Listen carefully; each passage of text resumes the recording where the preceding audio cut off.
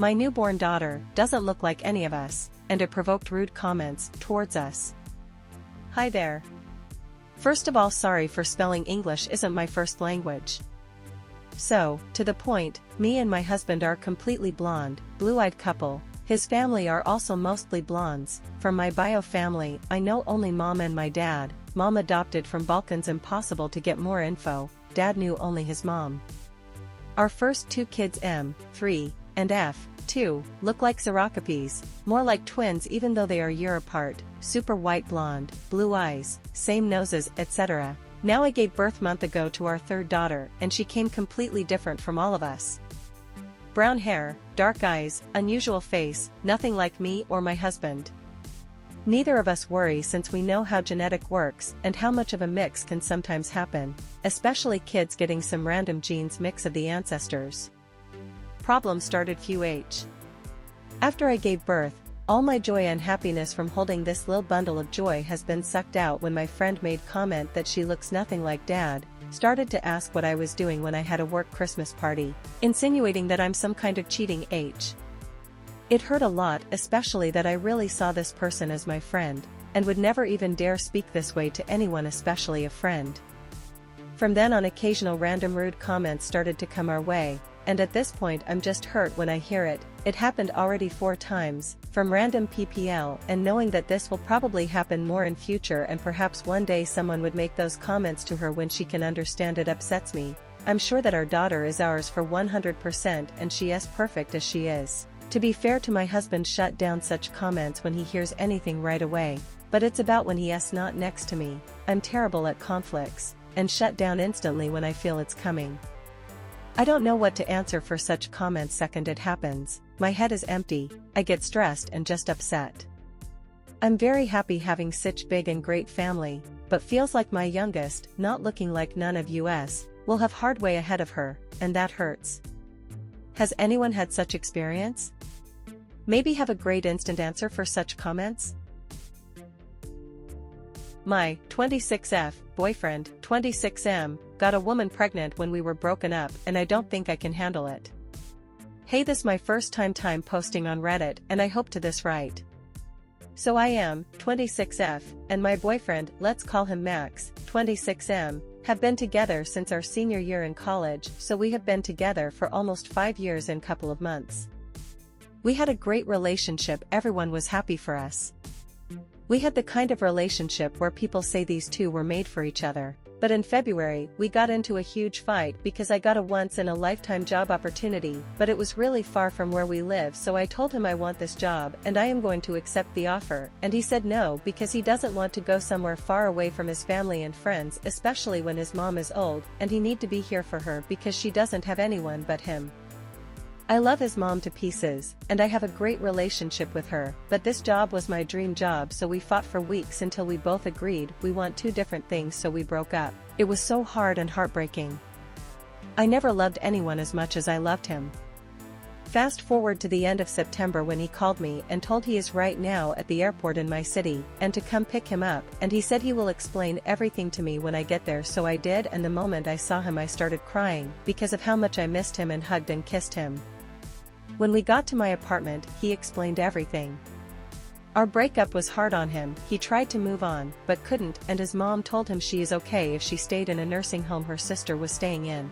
I was so happy, and I started crying out of happiness because this past months were hard on me. I tried to move on, going on dates with other guys and tried other things, but nothing worked. We talked all night and I told him I had been with other men in the past months, but it was never serious, and he said it was okay because he was with other women too. We both agreed it was okay, and to never talk about it because it didn't matter. Oh, how was I wrong? About 3 weeks ago, I got back from work and he was home sitting on the couch and his face was pale. I asked him what's wrong. I thought something happened to his mom, but no, he told me to sit down with a nervous voice, and I was so scared. He told me he slept with one of his childhood friends, 26F, when we weren't together, and she just called him and told him she is pregnant with his baby. I was quiet from the shock, and he begged me not to leave him, and he swore he used protection, and he is sorry.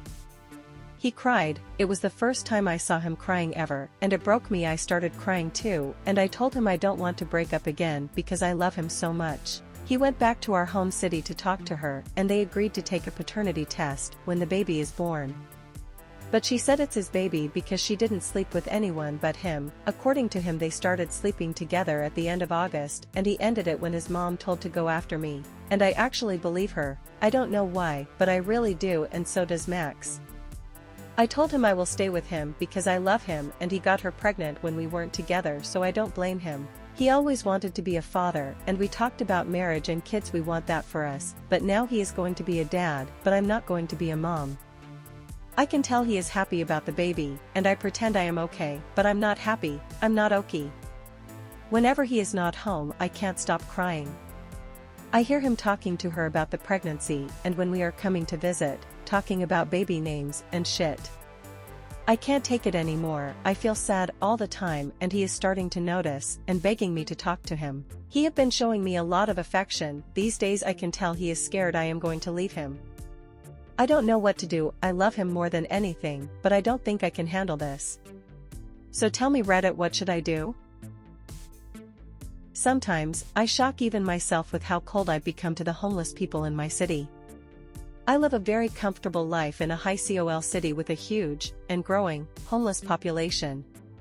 Whereas 10 years ago it was easy to avoid the homeless, nowadays they seem to be on every street corner and every public place, begging for money.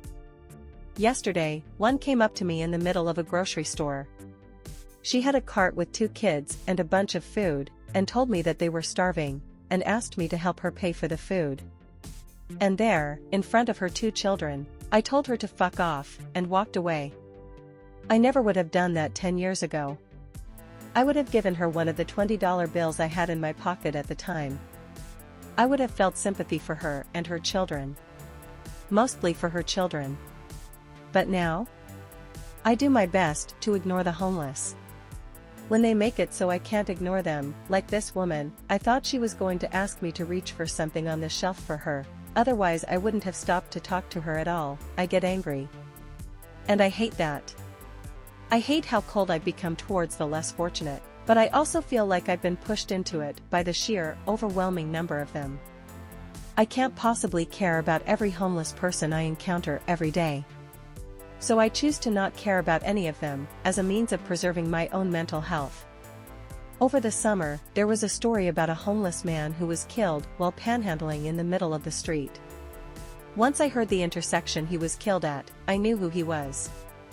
He was a regular at that intersection. I passed him often. And when I found out that he'd been killed, not run over, but killed by other homeless man, my thought was, good. One less bum. I hate what I've become. My ex-husband, 55M, left me, 53F, for our friend, 55F, and no one cares. My ex-husband and I were married for 22 years and have one son, 18. He left me 2 years ago for my friend, who he had been having an affair with for 5 years. To be fair, they went to high school together, so they knew each other longer. We still live in the same town they grew up in, and both of their extended families still live here. They have a huge support system. I grew up about 2 hours away and met my husband in college. I became friends with Tina, 55, through my ex Kent, 55. We have been in the same social circles for over 2 decades. My ex is extremely social, popular, and the life of every party. Everyone knows him and everyone loves him. Tina has always been sweet, kind and loving. She has always been very loved by everyone. My marriage has always been tough. My ex physically abused myself and my son. He has always been extremely verbally and emotionally abusive as well. I know I should have left him the first time he put his hands on my son, but he convinced me that no one would believe me because everyone loves him. Everyone thinks he's such a great guy. He told me I would never see my son again, and I believed him.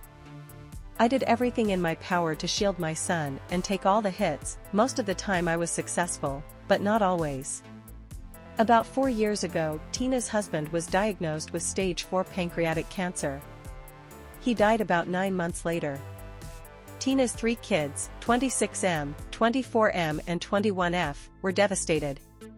The whole community was devastated, because everyone just loves Tina, because she is just the nicest person and didn't deserve to lose her soulmate. I, on the other hand, have been struggling. I never confided in anyone about the abuse going on. I was embarrassed and ashamed. I wasn't protecting my only child. I was a SATM and my ex owned his own successful construction company. On the outside we were perfect. I went back to school to become a teacher so I could support myself when I eventually could leave. My son started getting in trouble at school. Smoking pot, drinking. In general, angry all the time. I felt the same, but thought I had time to get us out and away from him. I was wrong. 3 years ago, Tina was diagnosed with stage 3 breast cancer. Everyone was in shock. No one could believe so soon after her husband that she too would be dealing with cancer.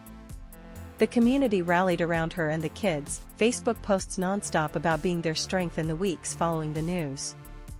That's when Kent came home, packed his bags and with the cruelest tone yet, told me that Tina and him had been together for the last 5 years, they were in love and he was going to spend every last second he could with her because life was too short. He never loved me and was only with me because she married someone else. I was simultaneously relieved and devastated. Tina was my friend. She was sleeping with my husband while hers was dying. WTF.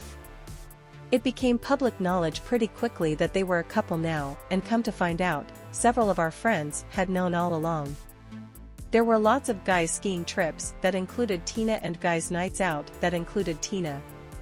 The other wives, the ones that I thought were also my friends, turns out they consider Tina's friendship more important, because she is the beloved golden child of the community along with my ex. They could do no wrong and everyone just loves them, and it turns out, I'm the villain of this story. Apparently, I'm the bad guy because I stood in the way of their true love. Not a single person has called them out for what they did to me or Tina's husband. They have faced 0 consequences. Actually, the complete opposite. Our entire small community is celebrating them, because they are just the best. Kent moved directly into Tina's house, the one she shared with her husband, along with my son. Turns out Kent was cool with them smoking pot together, because he's the cool dad. He let him skip school, get high, and stay out as late as he wanted.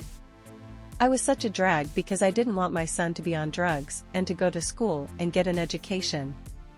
My son stopped coming home, stopped taking my calls, responding to texts, and told me that I deserved what happened to me. Then he blocked me everywhere. From what I understand, since graduating, he now works part-time at a chicken wing place. My so-called friends completely ghosted me too. Kent calls and texts on a regular basis to tell me what a piece of shit I am. I don't know why I haven't blocked him. I guess just in case something happens to my son. I'm starting to believe that I am the problem. I think it must be me. Something must be wrong with me for everyone in my life to do this to me. I should move. I don't have anything left here. I'm embarrassed to even go to the grocery store. I've seen people that used to be my friends out and they just look at me funny and never say a word. I don't want any advice. I just don't have anyone left and really just wanted to scream into the internet void because no one IRL cares. My dad died when I was 24, my mom lives in Denver, my father lives in DC. I see them for holidays, and they check in on me to make sure I'm still alive. I thought once Kent and I were divorced, my life would start over and would be amazing. It was supposed to be my second chance at life. It's just the opposite. It's so much worse. How can that be? Why don't I deserve happiness? Before you come for me, yes, I'm in therapy, yes, I'm exercising every single day and am in the best shape of my life, yes, I'm finding new hobbies. But I just can't get over the complete betrayal of my good friend and all the other people I thought were friends. Not a single person in this shitty community has been kind to me since this all came out. Not one. My whole adult life has been a lie and I'm struggling. That's it. End of rant. My little brother keeps talking to me, but I don't have the heart to tell him to keep quiet. My little brother, 10, is the youngest sibling between the 4 of us. He has the tendency to bother someone and talks non-stop about a game he is playing or a video he just watched. My parents are tired and older now, so they get annoyed with him and his constant talking, and our other siblings don't pay attention to him or just tell him to keep quiet. I'm the oldest and the only one who hasn't told him off or shooed him away when he comes to talk to me. It does get annoying because every few minutes he will come to me, "Hey, OP. Do you know in this game I'm playing dash? Hey, OP, I just saw this video, dash. Hey OP, look at this," and he rambles on and on and on.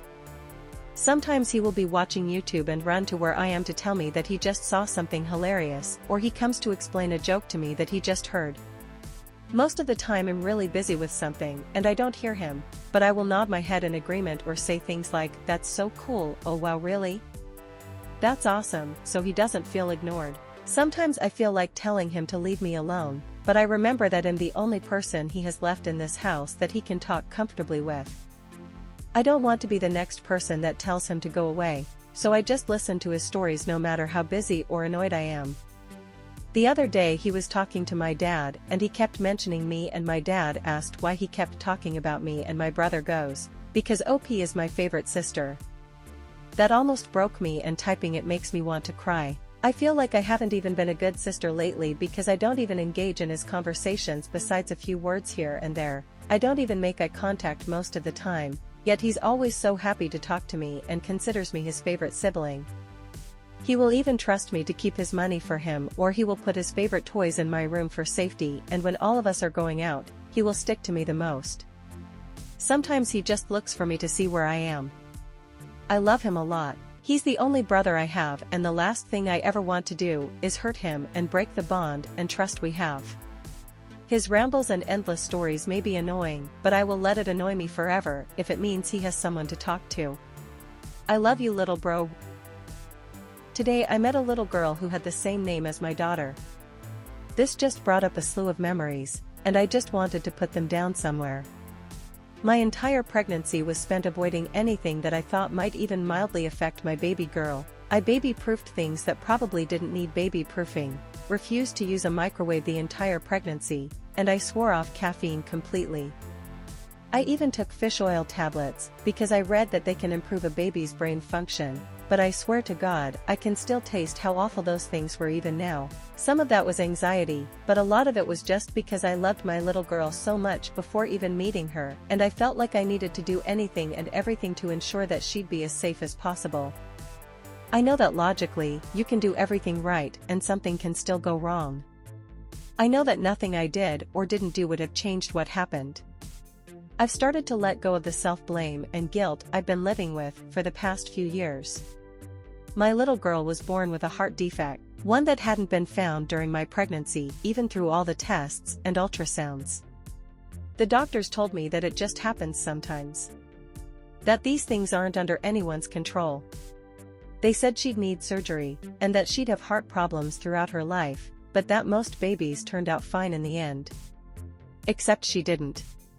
I only got to be her mom for 7 months, and even though most of those months were spent being overwhelmed with fear and grief and sometimes anger at the universe, they were the best months of my life. She was perfect, underdeveloped heart and all. She had the cutest little nose, the prettiest eyes, and she was always babbling about something. She was always kicking her little legs, so much so that the nurses started calling her Bunny. Of all the toys she had, the bunny plush they gave her is the one I still look at the most. It's one of those stuffed animals with the magnets sewn into the hands so that it can wrap around and hug something. It used to hang on the monitor in her hospital room, but now it's wrapped around her urn on my shelf. I took my nephews to the park today so that my sister could take a much-needed nap. The boys were taking turns pushing each other on the swings when this little girl came over and started swinging with them. Her mom and I sat and talked for a while, and when she told me the little girl's name, I felt like I could barely breathe. When I was pregnant, my sister talked about how fun it would be to watch our kids play together as they got older, just like we used to do. So seeing this little girl with the same name as my daughter, running around and laughing with my nephews the way I thought at one time that my daughter would, it just caught me off guard, I think. I didn't say anything about it to the mom. I think it would have been awkward to bring it up, so we just kept making small talk about other things until the boys and I had to leave. When the girl came over just as we were about to go, she ended up giving me a hug before doing the same to my nephews. Her mom laughed a little and told me it's her new, preferred way of saying goodbye to people. I have my baby's name tattooed on my inner arm, and I spent at least an hour looking at it after I got home. I just keep thinking of my daughter and all the things I thought I'd get to experience with her but never did, all the ways I never got to see her grow. I know I can't change the past, but sometimes I wish I could go back there for a minute. I don't know if anything I wrote here is comprehensible. I feel better after writing it though, so I guess that's something.